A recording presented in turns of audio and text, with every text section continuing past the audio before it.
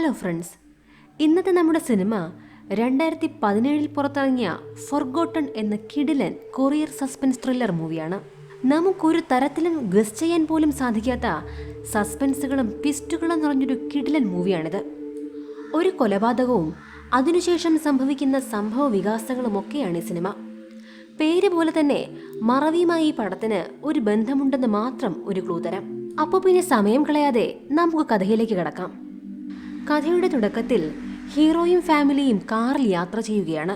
അച്ഛൻ, അമ്മ, ചേട്ടൻ, അനിയൻ എന്നിവരടങ്ങിയ ഒരു കൊച്ചു കുടുംബം. ഇതിൽ അനിയനാണ് കഥയിലെ ഹീറോ. പുതിയൊരു സ്ഥലത്തേക്കാണ് വീട് മാറി വന്നതെങ്കിൽ കൂടിയും ആ വീട് കണ്ടതോടെ നമ്മുടെ ഹീറോയ്ക്ക് ആ വീട് മുൻപെവിടെയോ കണ്ടതുപോലെ തോന്നുകയാണ്. എന്നാൽ ചേട്ടൻ വന്ന് അതിനൊരു സാധ്യതയുമില്ല എന്ന് പറഞ്ഞ് അവനെയും കൂട്ടിക്കൊണ്ടു പോവുകയാണ്. അവൻ്റെ ചേട്ടന് ഇടതുകാലിൽ ചെറിയൊരു മുടന്തുണ്ട്. അത് പണ്ട് നടന്ന ഒരു ആക്സിഡന്റിൽ പറ്റിയതാണ്. വീട് മാറി വന്നതുകൊണ്ട് തന്നെ അവരുടെ സാധനങ്ങളെല്ലാം പുറത്തുനിന്നുള്ള വർക്കേഴ്സ് വന്ന് വീടിനകത്തേക്ക് കയറ്റി വെക്കുകയാണ്. ആ കൂട്ടത്തിൽ ഒരാൾ നമ്മുടെ ഹീറോയോട്, അയാൾ നിന്റെ ചേട്ടനാണോ? അയാൾക്ക് എത്ര വയസ്സുണ്ട് എന്ന് ചോദിച്ചു. നമ്മുടെ നാട്ടിലെ ചിലർ കല്യാണം ആലോചിക്കുന്നത് പോലെ ഉണ്ടല്ലേ എന്നയാൾ പറയുന്നു. എന്നാൽ ഇതിലൊരു കാര്യം ഒളിഞ്ഞിരിപ്പുണ്ട്. അത് നമുക്ക് പിന്നീട് മനസ്സിലാവും. അതെ, അതെൻ്റെ ചേട്ടനാണല്ലോ എന്ന് ഹീറോ പറഞ്ഞതും അവൻ്റെ ചേട്ടൻ അങ്ങോട്ടേക്ക് വന്ന് നിങ്ങളെ താഴെ അന്വേഷിക്കുന്നുണ്ടെന്ന് പറഞ്ഞ് അയാളെ അങ്ങോട്ടേക്ക് പറഞ്ഞു വിട്ടു. രാത്രിയായതും എല്ലാവരും ഡിന്നർ കഴിക്കുകയാണ്. മുകളിൽ ഒരു മുറിയുണ്ട്. അവിടെ പഴയ ഓണറുടെ സാധനങ്ങളെല്ലാം അടുക്കി വെച്ചിരിക്കുകയാണ്. ആ മുറി ആരും തുറക്കരുതെന്ന് അച്ഛൻ അവരോട് പറയുന്നു. രാത്രി കിടക്കാൻ പോയ സമയത്ത് ആ മുറിയിൽ നിന്നും എന്തോ ഒരു ശബ്ദം നമ്മുടെ ഹീറോ കേട്ടു. അവൻ ചെന്ന് തുറക്കാൻ നോക്കിയതും ചേട്ടൻ വന്ന് എന്താണ് ചെയ്യുന്നതെന്ന് ചോദിച്ചു. ഒരു ശബ്ദം കേട്ടു എന്ന് പറഞ്ഞതും ചേട്ടൻ അവിടം ശ്രദ്ധിച്ചു നോക്കിയെങ്കിലും അവിടെ ഒന്നും കേട്ടില്ല. ഹേയ്, ഇവിടെ ഒരു കുഴപ്പവുമില്ല. അല്ലേലും അച്ഛൻ പറഞ്ഞതല്ലേ ഈ മുറി തുറക്കരുതെന്ന്. നമുക്കൊരു കാര്യം ചെയ്യാം, കുറച്ച് ശുദ്ധമായി ശ്വസിക്കാമെന്ന് പറഞ്ഞ് നമ്മുടെ ഹീറോയും കൂട്ടിക്കൊണ്ട് പുറത്തേക്ക് പോയി. പുറത്തെത്തിയതും ചേട്ടൻ്റെ ഫോണിലേക്ക് ഒരു കോൾ വന്നു. അത് അവരുടെ അച്ഛൻ്റെ കോളായിരുന്നു. ആ കോള് കഴിഞ്ഞതും നീ ഇവിടെ നിൽക്ക്, ഞാൻ പോയി വരാം എന്ന് പറഞ്ഞ് ചേട്ടൻ പോയപ്പോൾ കുറച്ചാളുകൾ അവനോട് വഴക്കുണ്ടാക്കി അവനെ വണ്ടിയിൽ കയറ്റി കൊണ്ടുപോയി. ഇത് കാണുന്ന ഹീറോ ഓടി വന്ന് ചേട്ടനെ രക്ഷിക്കുവാൻ ശ്രമിച്ചെങ്കിലും അവനത് സാധിച്ചില്ല. വണ്ടി വേഗം പാഞ്ഞുപോയി. എന്നാൽ അവന് വണ്ടിയുടെ നമ്പർ നോട്ട് ചെയ്ത് വെച്ചിട്ടുണ്ടായിരുന്നു. അവൻ ഓടി വീട്ടിൽ പോയി കാര്യങ്ങളെല്ലാം പറഞ്ഞു. പിറ്റേ ദിവസം രാവിലെ 2 ഇൻവെസ്റ്റിഗേറ്റേഴ്സ് വന്ന് കാര്യങ്ങളെല്ലാം അന്വേഷിച്ചു. അവർ അവനോട് കുറച്ച് കാര്യങ്ങൾ ചോദിക്കുന്നുണ്ട്. നിനക്ക് തട്ടിക്കൊണ്ടുപോയ ആളുടെ മുഖം കണ്ടാൽ അറിയാമോ എന്നൊക്കെ ചോദിക്കുന്നുണ്ട്.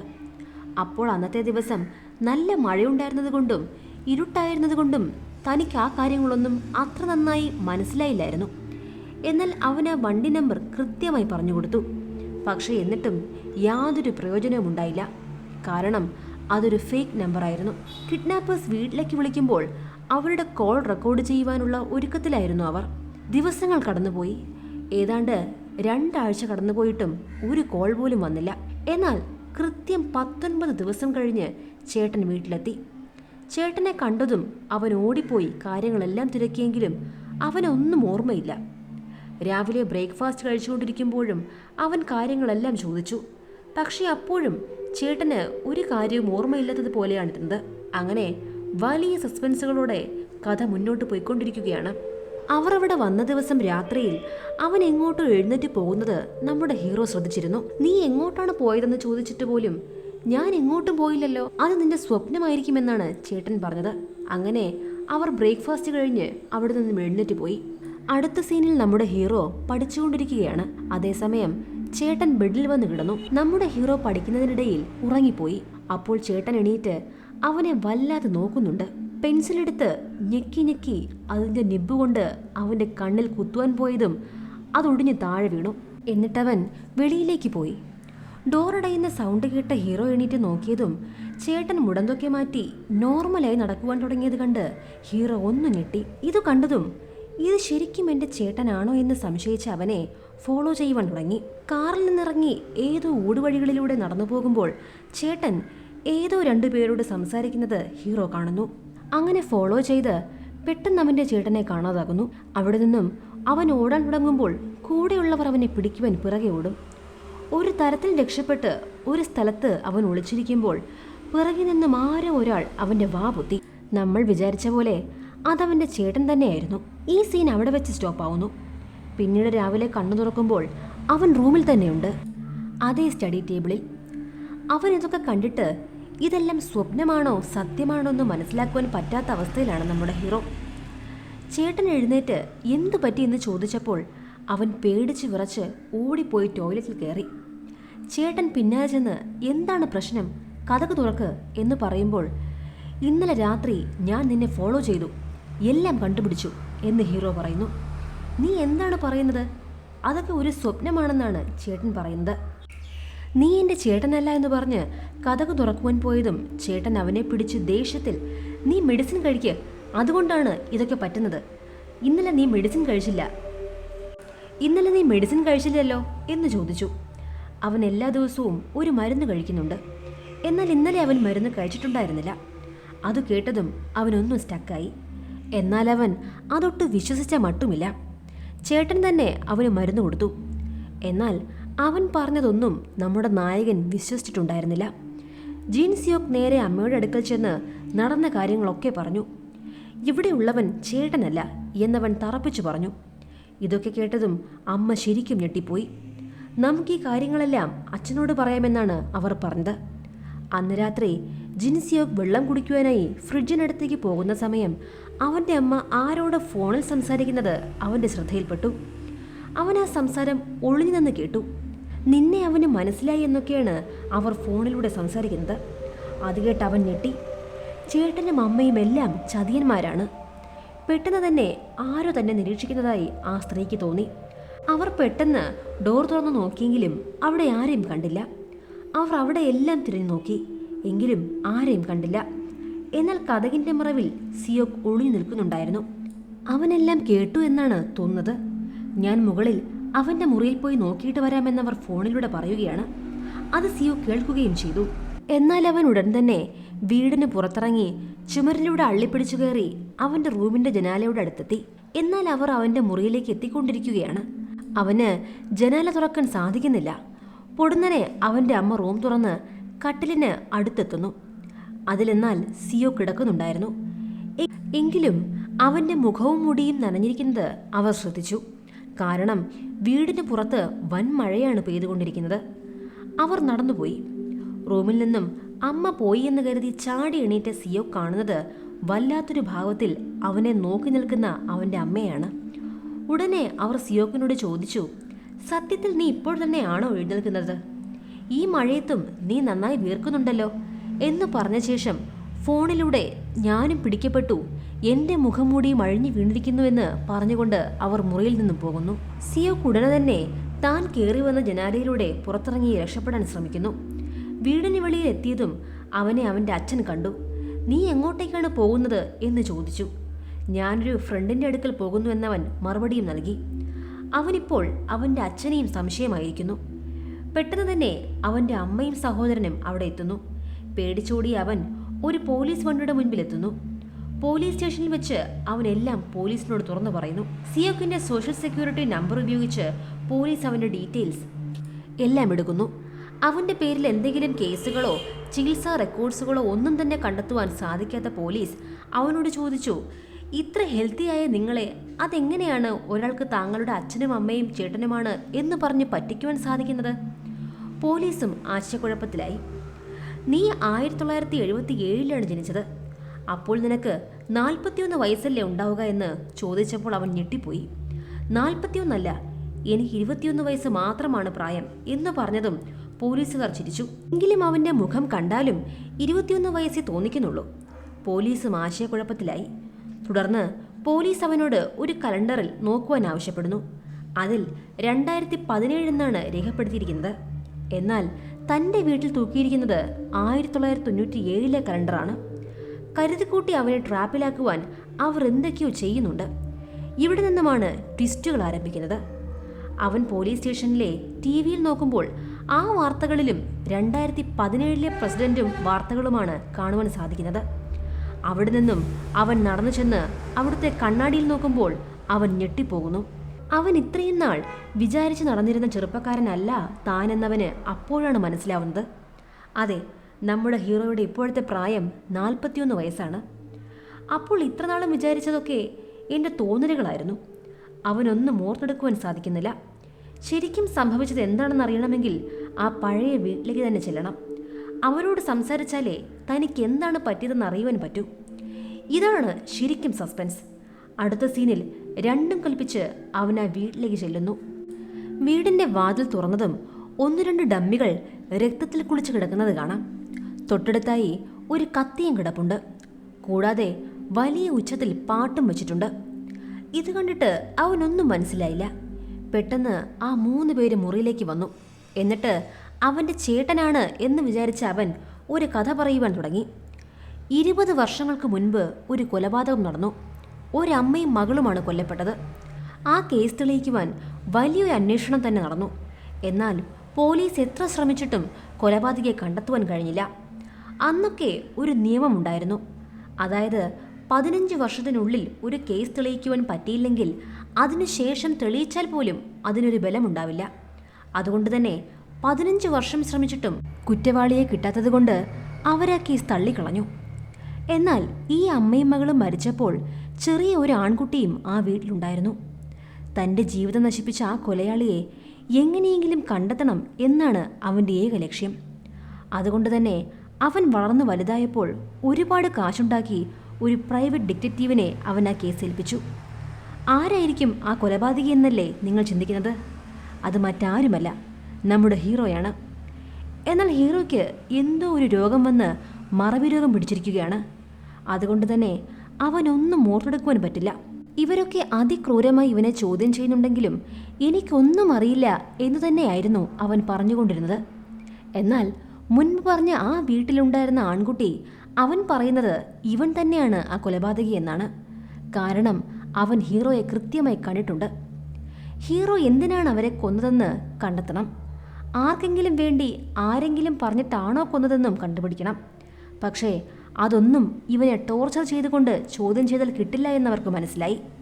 അതുകൊണ്ട് തന്നെ അവർ അവനെ ഹിപ്നോട്ടൈസ് ചെയ്യാൻ തീരുമാനിച്ചു. പക്ഷെ അവർ വിചാരിച്ച പോലെ ഒന്നും നടന്നില്ല. ഹിപ്നോട്ടൈസ് ചെയ്തിട്ടും അവനിൽ നിന്നും ഒന്നും കിട്ടിയില്ല.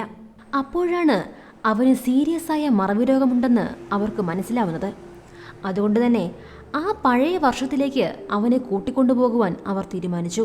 അതേ വീടും അതേ ഫാമിലിയുമൊക്കെയായി വന്നാൽ ചിലപ്പോൾ അവന് ഓർമ്മ കിട്ടിയാലോ. ഈ ഒരു കാര്യം പ്ലാൻ ചെയ്തിട്ടാണ് ഇവർ ഈ വീട്ടിലേക്ക് താമസം മാറിയത്. ആ ഡോക്ടർ തന്നെയാണ് അവൻ്റെ അച്ഛനായിട്ട് വന്നത്. ആ ഇൻവെസ്റ്റിഗേഷൻ നടത്തുന്നയാളാണ് ഇവൻ്റെ ചേട്ടൻ. കൂടെ ഒരു സ്ത്രീയെ കൂടി കൂട്ടി ഒരു ഫാമിലി പോലെ ഉണ്ടാക്കിയെടുത്തു. ഇതാണ് ആദ്യത്തെ സീനിൽ ജോലിക്കാരിലൊരാൾ നീ എന്തിനാണ് അവനെ ചേട്ടനെന്ന് വിളിക്കുന്നത് എന്ന് ചോദിച്ചതിൻ്റെ അർത്ഥം നിങ്ങൾക്കിപ്പോൾ മനസ്സിലായി കാണുമല്ലോ. അതെ, 41 വയസ്സുള്ള ഒരാൾ 25 വയസ്സുള്ള ഒരാളെ ചേട്ടാ എന്ന് വിളിക്കുമ്പോൾ ആർക്കായാലും ഡൗട്ട് തോന്നുമല്ലോ. പിന്നെ ചേട്ടനെ ഒരു രാത്രി കുറച്ചുപേർ കടത്തിക്കൊണ്ടുപോയത് ഓർക്കുന്നില്ലേ? അത് പോലീസായിരുന്നു. അവൻ്റെ പേരിൽ കുറച്ച് കേസുള്ളതായിരുന്നു റീസൺ. പിന്നീട് കുറച്ച് ദിവസം കഴിഞ്ഞ് അവൻ കേസൊക്കെ ഒതുക്കി തീർത്ത് പുറത്തിറങ്ങി. പക്ഷേ അന്നായിരുന്നു അവർ എല്ലാം പ്ലാൻ ചെയ്തിരുന്നത്. കാരണം അന്ന് നല്ല മഴയുണ്ടായിരുന്നു. അതുകൊണ്ട് 20 വർഷം മുൻപ് നടന്ന ക്രൈം സീൻ സെറ്റ് ഓഫ് ചെയ്തു വെക്കാം. ചേട്ടൻ ആദ്യമേ വീട്ടിൽ വരുമല്ലോ. പുറകിൽ തനിയെ വരുന്ന ഹീറോയ്ക്ക് ഇതൊക്കെ കാണുമ്പോൾ ഓർമ്മ വരും. ഇതായിരുന്നു അവരുടെ പ്ലാൻ. എന്നാൽ ഇടയ്ക്ക് പോലീസ് വന്ന് എല്ലാം കുളമാക്കി. ഇതൊക്കെ കേട്ട് പേടിച്ച് വിറച്ച് ഹീറോ ഓടിക്കൊണ്ടിരുന്ന വണ്ടിയിൽ നിന്നും എടുത്തു ചാടിയതും ഇവനെ പിടിക്കുവാനായി വണ്ടിയിലുള്ളവർ ഇവൻ്റെ പിറകെ വരുവാൻ തുടങ്ങി. അവിടെയുള്ള സാധനങ്ങളൊക്കെ ഇടിച്ചു തെറിപ്പിച്ച് വലിയൊരു സീൻ തന്നെ ഉണ്ടാക്കി. ഒരു സമയം കഴിഞ്ഞപ്പോൾ ആ വണ്ടി ആക്സിഡന്റിൽ പെട്ടു. ഇത് കണ്ട ആശ്വാസത്തിൽ നമ്മുടെ ഹീറോ മുന്നോട്ട് നടന്നതും വേറൊരു വണ്ടി വന്നിടിച്ച് ഹീറോ താഴെ വീണു. ഈ ഒരു ആക്സിഡന്റിൽ കൂടി നമ്മുടെ ഹീറോയ്ക്ക് പഴയ ഓർമ്മ തിരിച്ചു കിട്ടുവാൻ തുടങ്ങി. അച്ഛനും അമ്മയും ചേട്ടനുമൊക്കെയുള്ള വളരെ സന്തുഷ്ടമായ ഒരു കുടുംബമായിരുന്നു അവൻ്റേത്. എന്നാൽ ഒരു ആക്സിഡന്റോടുകൂടി അച്ഛനും അമ്മയും മരണപ്പെട്ടു. ചേട്ടൻ്റെ അവസ്ഥ വളരെ ക്രിട്ടിക്കലായിരുന്നു. എത്രയും പെട്ടെന്ന് ഓപ്പറേഷൻ നടത്തിയില്ലെങ്കിൽ ചേട്ടന് മരണപ്പെടും. എന്നാൽ തനിക്കാകെയുള്ള ചേട്ടനെ രക്ഷപ്പെടുത്തുവാൻ അവൻ്റെ കയ്യിൽ കാശില്ലായിരുന്നു. പണം വേണമെങ്കിൽ ഒരു ജോലി വേണം. ജോലി ഇല്ലാത്തതായിരുന്നു ഏക പ്രശ്നം. ജോലി കിട്ടുന്നത് തന്നെ വലിയൊരു കാര്യമാണ്. പക്ഷെ അവൻ സെലക്ട് ആവുന്നിടത്തൊക്കെ അവൻ 2-3 മാസത്തെ അഡ്വാൻസ് ചോദിക്കുന്നത് കൊണ്ട് ആരും ജോലിയിൽ അവനെ പ്രവേശിപ്പിച്ചില്ല. കുറച്ച് പണം ഒരുമിച്ച് കിട്ടാതെ ഒന്നും നടക്കില്ലല്ലോ. പക്ഷെ ആദ്യമൊക്കെ തന്നെ 3-4 മാസത്തെ ശമ്പളം ചോദിച്ചാൽ ആരാണ് ജോലി കൊടുക്കുക? അങ്ങനെ അവൻ വീണ്ടും പ്രശ്നത്തിലായി. പക്ഷെ അവൻ വിട്ടുകൊടുക്കാതെ വരുന്ന എല്ലാ ജോലികളും അപ്ലൈ ചെയ്തുകൊണ്ടേയിരുന്നു. അങ്ങനെയിരിക്കെ ഒരു ദിവസം ഡോക്ടർ വന്ന് എത്രയും വേഗം ചേട്ടന്റെ ഓപ്പറേഷൻ നടത്തിയില്ലെങ്കിൽ ചേട്ടൻ മരിച്ചു പോകുമെന്ന് അവനോട് പറഞ്ഞു. ഇത് കേട്ട് എന്തു ചെയ്യണമെന്നറിയാതെ വിഷമിച്ചിരിക്കുന്ന ഹീറോയുടെ മുൻപിലേക്ക് അവൻ അയച്ച ഒരു ജോലിക്ക് റിപ്ലൈ വരികയാണ്. നീ എന്ത് വേണമെങ്കിലും ചെയ്യുമോ എന്നയാൾ ചോദിച്ചപ്പോൾ, ചെയ്യാം, എനിക്ക് പണം അത്രയ്ക്ക് അത്യാവശ്യമാണ് എന്നവൻ പറഞ്ഞു. എന്നാൽ നമ്മൾ വിചാരിക്കുന്ന പോലെ അതൊരു ജോലിയായിരുന്നില്ല, മറിച്ച് അതൊരു കൊട്ടേഷനായിരുന്നു. ഒരാളെ കൊല്ലാനാണ് അയാൾ പറഞ്ഞത്. അഡ്രസ്സും താക്കോലിരിക്കുന്ന സ്ഥലവുമൊക്കെ അയാൾ പറഞ്ഞു കൊടുത്തു. എന്നിട്ട് ഒരു കാര്യം കൂടി പറഞ്ഞു. ആ വീട്ടിൽ ഒരമ്മയും 2 കുട്ടികളുമുണ്ട്. അമ്മയെ മാത്രമേ കൊല്ലാൻ പാടുള്ളൂ, കുട്ടികളെ ഒന്നും ചെയ്യരുതെന്ന് ആവർത്തിച്ചു പറഞ്ഞു. വേറെ ഒരു വഴിയുമില്ലാതെ നമ്മുടെ ഹീറോ അതിന് സമ്മതിച്ചു. അങ്ങനെ ഒരു ദിവസം രാത്രി ഹീറോ ആ വീട്ടിലേക്ക് ചെല്ലുകയാണ്. ആ അമ്മയും കുട്ടിയും ഒരേ കട്ടിലിൽ തന്നെ കിടക്കുന്നത് കണ്ട് വിഷമം തോന്നിയ നമ്മുടെ ഹീറോ കൊല്ലണ്ട എന്ന് വിചാരിച്ച് തിരികെ പോകുവാൻ തീരുമാനിച്ചു. എന്നാൽ അപ്പോഴേക്കും എഴുന്നേറ്റ് വന്ന അമ്മ തന്റെ ഹസ്ബൻഡാണ് വന്നതെന്നോർത്ത് സംസാരിക്കാൻ തുടങ്ങിയതും കത്തി പിടിച്ചു നിൽക്കുന്ന ഹീറോയെ കണ്ട് പേടിച്ച് അലറി വിളിക്കുവാൻ തുടങ്ങി. കരയണ്ട, ഞാൻ അറിയാതെ ഈ വീട്ടിലേക്ക് വന്നതാണ്, ഞാൻ ഒന്നും ചെയ്യില്ല എന്നൊക്കെ അവൻ പറയുന്നുണ്ടെങ്കിലും അവർ അതൊന്നും കേൾക്കുന്നില്ല. ഈ സൗണ്ടൊക്കെ കേട്ട് മൂത്ത പെൺകുട്ടിയും എഴുന്നേറ്റു. ആ പെൺകുട്ടിയും ഇവനെ കണ്ട് ഉറക്കെ കരയുവാൻ തുടങ്ങി. ഞാനൊന്നും ചെയ്യില്ല, പേടിക്കണ്ട, കരയണ്ട. ആ പെൺകുട്ടി അവൻ കൺവിൻസ് ചെയ്യുവാൻ പോയതും തൻ്റെ മകളെ കൊല്ലാൻ പോവുകയാണെന്ന് പേടിച്ച് ആ അമ്മ അവനെ കയറി പിടിച്ചു. സ്റ്റെപ്പിൽ നിന്നും 2 പേരും താഴേക്ക് വീണതും അറിയാണ്ട് തന്നെ ആ കത്തി കുത്തി കയറി ആ സ്ത്രീ മരിച്ചു. ഇത് കണ്ട് പേടിച്ച് കരയാൻ തുടങ്ങിയ ആ പെൺകുട്ടിയുടെ അടുത്തേക്ക് അവൻ ഓടി മുകളിലേക്ക് കയറിപ്പോയി. പക്ഷെ അവിടെ ഉണ്ടായ പിടിവലിയിൽ ആ പെൺകുട്ടിയും കുത്തേറ്റ് മരിച്ചു. അങ്ങനെയാണ് തൻ്റെ കാരണം കൊണ്ടല്ലാതെ നമ്മുടെ ഹീറോ കൊലപാതകിയാവുന്നത്. അവനീ മരിച്ചുപോയവരെയൊക്കെ കണ്ട് വല്ലാതെ വിഷമിച്ച് കരയുകയാണ്. അപ്പോഴാണ് അവിടെയുള്ള ഒരു ഫാമിലി ഫോട്ടോ അവന്റെ ശ്രദ്ധയിൽപ്പെട്ടത്. അതിലെ ആ കുടുംബനാഥനെ കണ്ടതും അവനൊന്നു ഞെട്ടി. കാര്യം അത് മറ്റാരുമായിരുന്നില്ല, അവന്റെ ചേട്ടനെ ചികിത്സിച്ചുകൊണ്ടിരിക്കുന്ന ഡോക്ടറാണ്. സ്വന്തം ഭാര്യയെ കൊല്ലുവാൻ വേണ്ടി ഇയാൾ എന്തിനാണ് ഇതൊക്കെ ചെയ്തതെന്ന് അവന് വല്ലാത്ത കൺഫ്യൂഷൻ ആവുന്നു. ഈ സമയത്ത് ഉറക്കമെണീറ്റ ആ ഇളയ കുട്ടിയും അങ്ങോട്ടേക്ക് വന്നു. ആ കുട്ടിയെ കണ്ടതും, നീ പോയി കട്ടിലിൽ ചെന്ന് കണ്ണടച്ചിട്ട് 1 തൊട്ട് 200 വരെ 3-4 പ്രാവശ്യം എണ്ണുക, അതിനകം നിന്റെ അച്ഛൻ വരുമെന്ന് സിയോക് പറഞ്ഞു. ആ കുട്ടി പറഞ്ഞതുപോലെ തന്നെ ചെയ്തു. ഇതിനിടയിൽ സിയോക് അവിടെ നിന്നും രക്ഷപ്പെട്ടു. ഇതിനിടയിൽ ആ കുട്ടി ഉടനെ തന്നെ അച്ഛനെ വിളിച്ചു. കാര്യങ്ങളെല്ലാം അദ്ദേഹത്തോട് പറയുന്നു. ഡോക്ടർ ഞെട്ടിപ്പോയി. കാര്യം അയാൾ ടെൻഷനടിച്ച് തിരിഞ്ഞു നോക്കുമ്പോൾ പുറകിൽ സിയോക് നിൽക്കുന്നുണ്ടായിരുന്നു. നിന്നോട് ഞാൻ പറഞ്ഞതല്ലേ എന്റെ കുട്ടികളെ ഒന്നും ചെയ്യരുതെന്ന് എന്ന് ചോദിച്ച് ദേഷ്യപ്പെടുന്നു. ഒടുവിൽ അവർ തമ്മിൽ ഉന്തും തള്ളുമൊക്കെ ഉണ്ടായി. സിയോക്കിനെ തള്ളി താഴെയിടുവാൻ നോക്കിയ ഡോക്ടർ ഒടുവിൽ നിയന്ത്രണം വിട്ട് ടെറസിൽ നിന്നും താഴേക്ക് വീണു. എന്നാൽ സിയോക്കിന് ഡോക്ടറിന്റെ കയ്യിൽ പിടുത്തം കിട്ടുന്നു. അയാൾ ഡോക്ടറിനെ പിടിച്ചു വലിച്ച് കയറ്റുവാൻ ശ്രമിക്കുന്നു. നിങ്ങൾ എന്തിനാണ് ഇതൊക്കെ ചെയ്തതെന്ന് സിയോക് ഡോക്ടറിനോട് ചോദിക്കുന്നു. എനിക്ക് നല്ലതുപോലെ കടബാധ്യതയുണ്ടായിരുന്നു. 1 മാസം മുൻപ് എന്റെ ഭാര്യയുടെ പേരിൽ ഞാനൊരു ലൈഫ് ഇൻഷുറൻസ് എടുത്തിരുന്നു. അവൾ മരിക്കുകയാണെങ്കിൽ ആ ഇൻഷുറൻസ് തുക കൊണ്ട് എനിക്കെന്റെ ബാധ്യതകൾ തീർത്ത് കുട്ടികളെ നല്ല നിലയിൽ എത്തിക്കാമായിരുന്നു. അതുകൊണ്ടാണ് ഞാൻ ഇതൊക്കെ പ്ലാൻ ചെയ്തത്. എന്നാൽ നീ എല്ലാം നശിപ്പിച്ചില്ലേ എന്ന് ചോദിച്ച പാടെ സിയോക്കിന്റെ പിടിവിട്ട് ഡോക്ടർ താഴെ വീണ് മരിക്കുന്നു. അതോടെ ആ കുഞ്ഞ് അനാഥമായി. ഇതൊക്കെ സിയോക്ക് ആലോചിക്കുന്നത് ആക്സിഡന്റ് ആയ സമയത്താണ്. കണ്ണു തുറന്ന് നോക്കുമ്പോൾ അയാളൊരു ഹോസ്പിറ്റലിലാണ്. അവിടെ ഒരു ചെറുപ്പക്കാരൻ ഇരിക്കുന്നതായി കാണാം. ആ ചെറുപ്പക്കാരനാണ് സിയോക്ക് കാരണം അനാഥമായി മാറിയ ആ കുട്ടി. അവന്റെ കയ്യിൽ ഒരു സിറിഞ്ചും അതിൽ നിറയെ വിഷവുമുണ്ട്. അത് കുത്തിവെച്ച് ഹീറോയെ കൊല്ലാനാണ് അവൻ ശ്രമിക്കുന്നത്. വിഷം കുത്തിവെക്കാൻ പോകുന്ന സമയം സിയോക്ക് ആ ചെറുപ്പക്കാരനോട് സോറി പറയുന്നു. ഇതുകേട്ടതും ആ ചെറുപ്പക്കാരൻ സിറിഞ്ച് താഴെയിടുന്നു.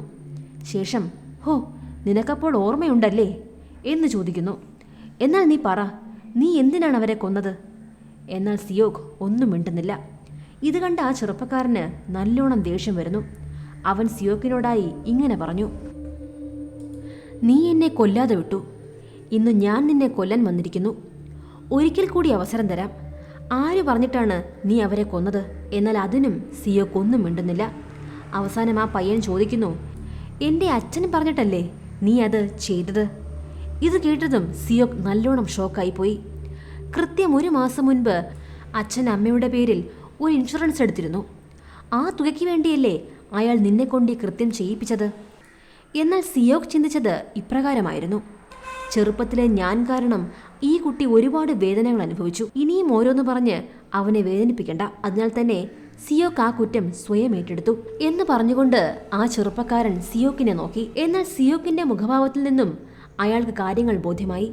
തൻ്റെ അച്ഛൻ തന്നെയാണ് തന്നെ അനാഥനാക്കിയതെന്ന് അവന് സംശയമുണ്ടായിരുന്നു. എന്നാൽ അത് തെളിയിക്കാൻ വേണ്ടിയായിരുന്നു അവൻ ഇത്രയും നാൾ കാത്തിരുന്നത്. അത് ബോധ്യമായതോടെ അവന് വലിയ വിഷമമായി. തൻ്റെ മനസ്സ് വിഷമിപ്പിക്കാതിരിക്കാൻ വേണ്ടി കുറ്റം സ്വയം ഏറ്റെടുത്ത സിയോക്കിനെ കൊല്ലുവാൻ ആ ചെറുപ്പക്കാരന് സാധിച്ചില്ല. അവൻ പുറത്തേക്ക് നടന്നു പോകുന്നു. ആശുപത്രിയുടെ ഇടനാഴിയിലൂടെ നിസ്സംഗമായി നടക്കുകയാണവൻ. ഇതിനിടയിൽ ഒരു നേഴ്സ് അയാളോട്, സാർ അങ്ങോട്ട് പോകണ്ട, ലിഫ്റ്റ് ഇവിടെയാണുള്ളത്, അവിടെ വഴി അവസാനിക്കുകയാണ് എന്ന് പറയുന്നു. എന്നാൽ അതൊന്നും കേൾക്കാതെ അവൻ മുന്നോട്ടേക്ക് തന്നെ നടക്കുകയാണ്. ശേഷം അയാൾ ആ കെട്ടിടത്തിൽ നിന്നും ചാടി ആത്മഹത്യ ചെയ്തു. ഇതിനിടയിൽ അകത്ത് ആ ചെറുപ്പക്കാരൻ ഉപേക്ഷിച്ചു പോയ ആ സിറിഞ്ചെടുത്ത് സിയോക് സ്വയം കുത്തിവെച്ച് മരിക്കുന്നു. മറ്റൊരാളുടെ ജീവിതം തുലച്ച് നമ്മൾ സമ്പാദിക്കുന്ന സുഖസൗകര്യങ്ങൾ നമുക്കൊരിക്കലും നല്ല രീതിയിൽ അനുഭവിക്കുവാൻ സാധിക്കില്ല എന്ന സന്ദേശം തന്നുകൊണ്ട് സിനിമ അവസാനിക്കുന്നു. നിങ്ങൾക്ക് ഈ കഥ ഇഷ്ടമായെങ്കിൽ തീർച്ചയായും വീഡിയോ ലൈക്ക് ചെയ്ത് നമ്മുടെ ചാനൽ ഒന്ന് സബ്സ്ക്രൈബ് ചെയ്യുക. മറ്റൊരു കിടിലൻ സിനിമാ കഥയുമായി കാണുന്നവരേക്കും ബൈ.